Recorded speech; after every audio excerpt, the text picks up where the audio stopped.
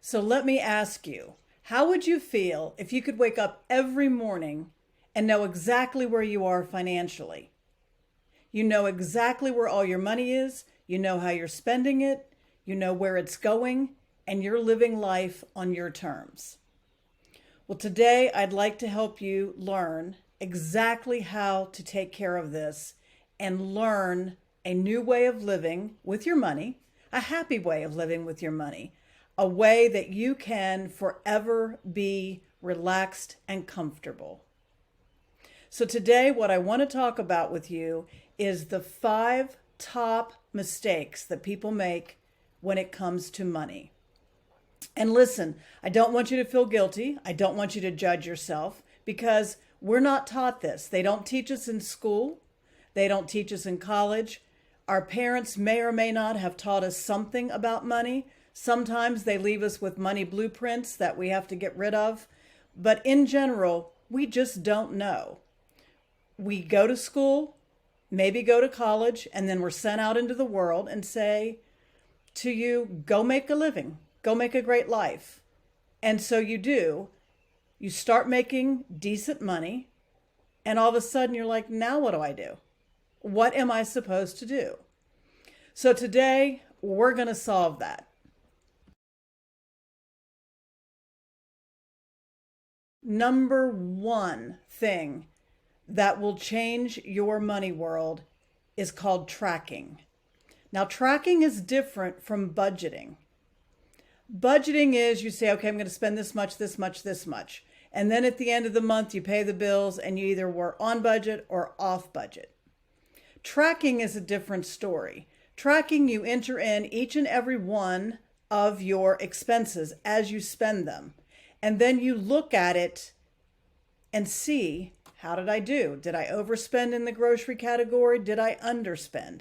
And it's not about right or wrong. It's not about beating yourself up if you overspend in a category. It's about, where did I want my money to go? Did it go where I planned it? And did it go where I wanted it to be spent? So if you can set yourself up on a tracking program, it will change your money world forever.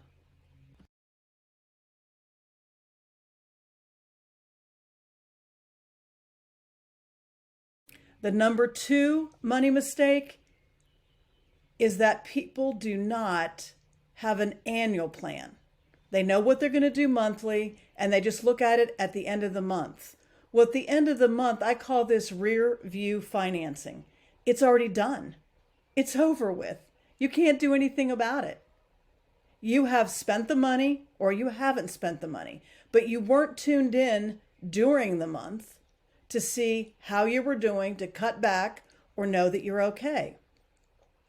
So having a budget is one thing, but having an annual plan and a monthly plan that tie together so that you can look during the middle of the month or any day of the month to see, are you on track with what you've decided you want to do? And then being able to look at that quarterly, semi-annually, and then at the end of the year to see, how did I do overall? What kind of things do I want to adjust for next year? Or what kinds of things do I want to completely make different in my life surrounding money? So get an annual plan. You won't believe the difference it will make. Okay, the number 3 money mistake that people make is unconscious spending. It's one of those things that we all do. You get in the car, you go out, and you have a list of 3 things that you need. And you come home, you come in the door, and you have 3 or 4 bags and 7 or 10 things. You unconsciously just pick them up like, oh, that looks good. Oh, I'll do that. Oh, I like this top. I need this. I need something more. And so we just unconsciously pull out our credit card and pay for the purchase, instead of only getting the 3 things that you told yourself you wanted. Those were the 3 things you said you wanted, and yet you came home with 7 or 10. It's very unconscious spending. And if you will tune in to before you go out the door, you say to yourself, these are the three things I'm going to get. There's going to be lots of other pretty shiny objects out there, but for today, I only need these three things. And if you can build that consciousness muscle, your money world will be very different monthly and annually. So work on coming up with a conscious spending plan that works for you.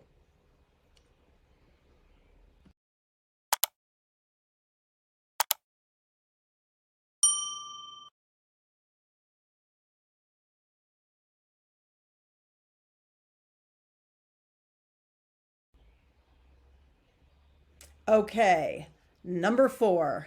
This is also a biggie. This one everyone does, but I want you to take a look at all of the subscriptions and apps that you have. What I have found is numerous of my clients have subscriptions they forgot they even purchased, but they are on automatic pay, and so they just pay and pay and pay and pay without even using them, without even knowing they have them. And the companies know this. They know that it is easier for you just to go, yeah, I'll cancel that next week. And then you get busy and you don't. And then you think, oh, I got to cancel that. And then you get busy and you don't. I have one client this week who for 6 months, he and his wife had talked about this one subscription they have that they never use. And each time he said, yeah, I'm going to cancel that. Yes, I'm going to cancel that. So finally, yesterday, after 6 months of paying for something that they didn't even use or want, they called, went through the hassle, and canceled the subscription. I had one client who took a look at their subscriptions and apps when we first started, and they were spending $350 on apps that they weren't using. That's a lot of money. I had another client who was so confused about what they did or didn't have in subscriptions and apps, and they ran a pretty big, healthy business. So it's easy for things to get away from you when there's a lot going on. And they were so confused and did not have clarity that they closed the credit card. And lo and behold, they had $1,000 of subscriptions monthly that they weren't using. $1,000. What would you do with an extra $1,000 a month? So really take a look at these two categories, subscriptions and apps. See what you're using, see what you're not using. And if you're using them and you enjoy them, for heaven's sakes, get them. I have several, but I also have deleted ones that were no longer benefiting me. So take a look at that.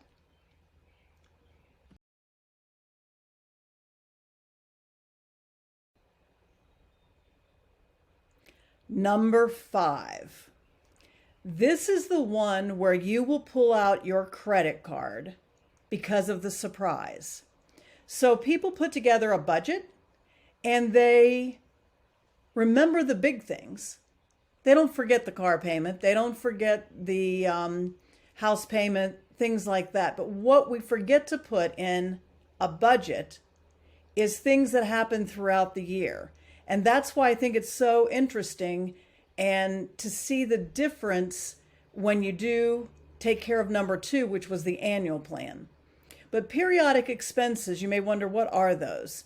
Those are things like a new set of tires. And at $300 or $400 a tire, that's a $1,200 hit you may not have been anticipating. Also, things like taxes, real estate taxes, car insurance, home insurance, brakes for the car, and these subscriptions that I talked about as number 4, money mistake.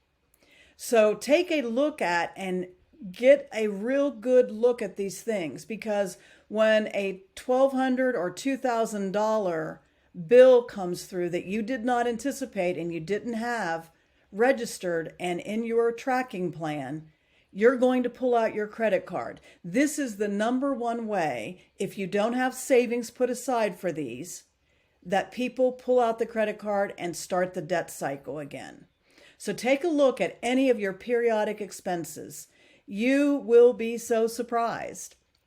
My one client, when they did it the first time, had $14,000 in periodic expenses throughout the year that they had never been really tracking or budgeting, and they couldn't understand why at the end of each year they were so far behind in their plans. This is why. Periodic expenses. So take a look at this. Change your money world with these top 5 mistakes that people make. Clean it up. Live your life the way you want to. Spend your money the way you really want it to be spent. And quit doing things that perhaps don't fill you up. They don't make you happy, but you're still spending unconsciously, and you don't know because you're not tracking and you're not taking care of periodic expenses. I hope this helped you. I love it when people get a hold of their spending. And then please let me know. Let me know what you think about all of this. Let me know what things you do. Let me know what things you don't do, and maybe what things you've never heard of. And if I can help in any way, click the link below.